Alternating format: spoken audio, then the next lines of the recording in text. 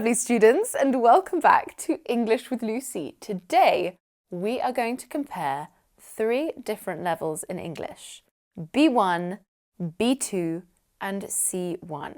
B1 is intermediate level, B2 is upper intermediate level, and C1 is that almighty advanced level of English. More specifically, we're going to be looking at the grammar at these levels. But what do those levels even mean? Well, there are 6 language levels as defined by the CEFR, the Common European Framework of Reference.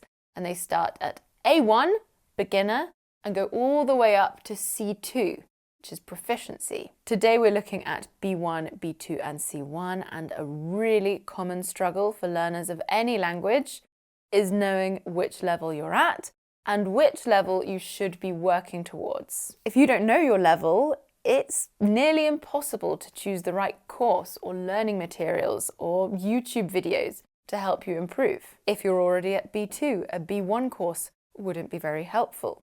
If you're at B1, a C1 course would be a pretty bad idea and would likely put you off learning for life. In this video, I'm going to give you some examples of the different grammatical structures you will learn to produce at each level. I'm going to train you to really get to know the levels, to properly understand them, so you know exactly where to place yourself and you can make a smart decision about the next steps that you take on your language learning journey. I'm going to go into as much detail as I can in a short YouTube video, but for super motivated students who want to take this really seriously, I have created an ebook, and for now you can download it for free. I'm really proud of this ebook. I think you are going to be mind blown when you see the sheer amount of value that's inside of it. It's my B1 to C1 ebook. It's a really in-depth guide. It shows you all of the grammar that you need to know at B1, B2 and C1 levels. We take a deep look at the vocabulary for each level too, with loads of examples. We also give you advice on pronunciation to aim for each level. A feature I really love, and I think you'll love too, is that we've created checklists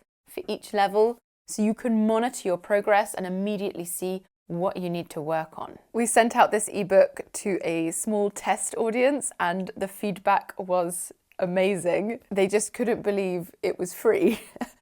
So for now, this ebook is free. When it stops being free, I will simply remove this section of the video. You won't see it anymore. If you would like to download the B1 to C1 ebook for free, just click on the link in the description box. You enter your name and your email address and you sign up to my mailing list. Then the ebook will arrive directly in your inbox. You can download it and start using it immediately. After that, I'll keep you entertained with my future free PDFs, news, course updates and offers. It's a free service and you can unsubscribe at any time. I really hope you like it. A lot of love and work went into it. Right, let's get started with the grammar. First, I want to talk about making deductions. So we often use modal verbs like must and might to make deductions, but there are other structures that we can use too. Look at these examples and see if you can tell how they're getting more advanced. B1, I haven't seen Lucy for weeks. She must be ill. B2, actually, I think she might have gone away for the winter. And C1, the odds are she's hightailed it to Spain for a few months. She's always banging on about doing that. It's true, I am. It's my dream to be in Spain. In the B1 example, you saw a present modal of deduction, must be. In the B2 sentence, you saw a past modal of deduction, might have gone.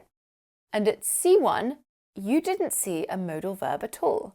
I used the structure, the odds are, to say that something is very likely to be true. You can also see the vocabulary getting much more advanced at C1 as well. Okay, there's lots more to learn about that, but I think that's a good start. Next, I want to talk about conditional sentences.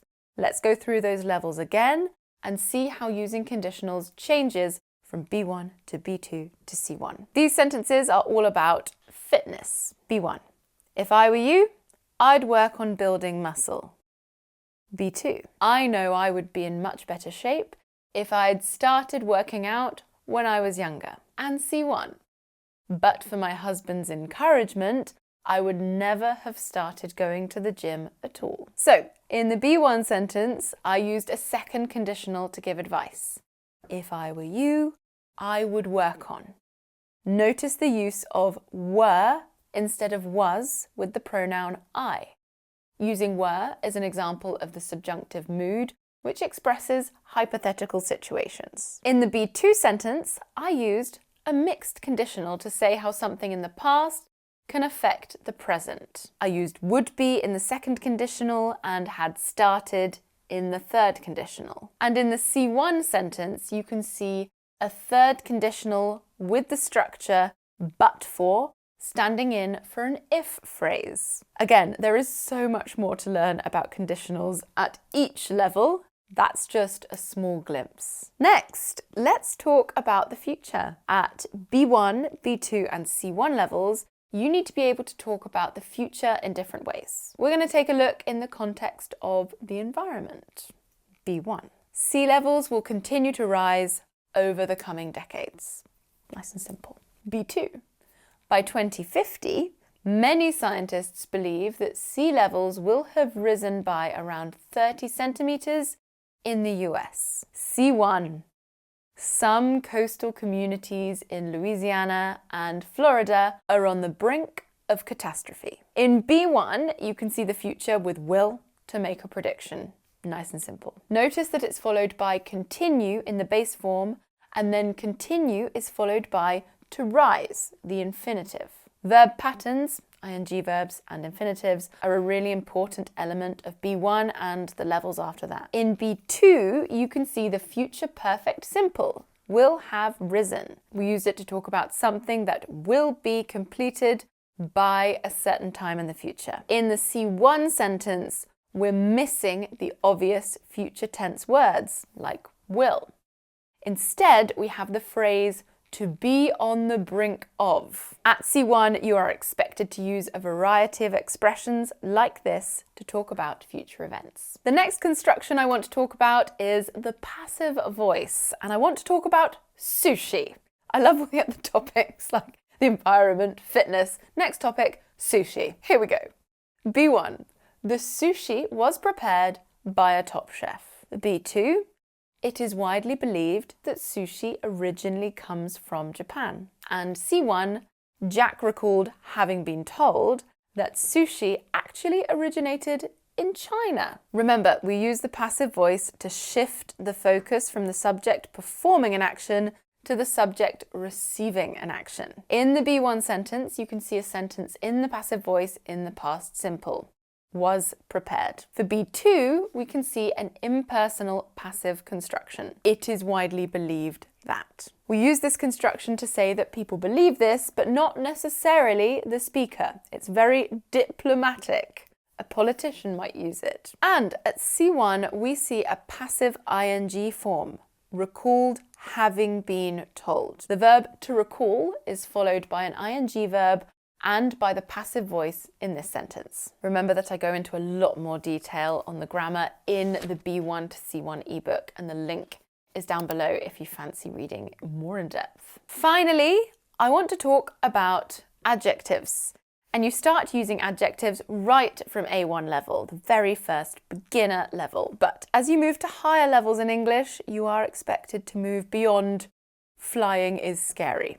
So let's talk about flying at B1, B2 and C1 levels. So B1, flying is much less scary than I imagined. B2, the thought of it was utterly terrifying. And C1, for me, flying is not so much alarming as dull. So at B1, we use words like much and slightly in addition to basic comparative adjectives to move beyond A2 level and show big and small differences. Much less scary. At B2 level, we use adverb adjective collocations to add some spice to our descriptions.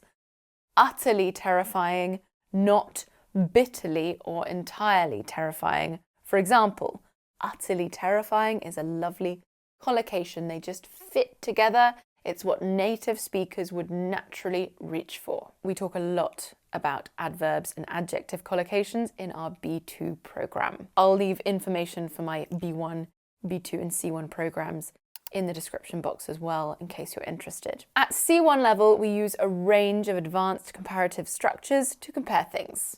Not so much alarming as dull, meaning it's boring, not scary. Okay, has that given you some idea of the grammatical structures and phrases you typically learn at B1, B2 and C1 level? If you're intrigued, you want to learn more, you want to go deeper and work out the next step to take, then download the B1 to C1 ebook. This is where you'll get a comprehensive overview of all of the grammar and vocabulary that you need to learn to reach these levels of English. The link to download the ebook is in the description box. It's free for now. That's it for today's lesson. I hope you enjoyed it. I will see you soon for another lesson. Mwah.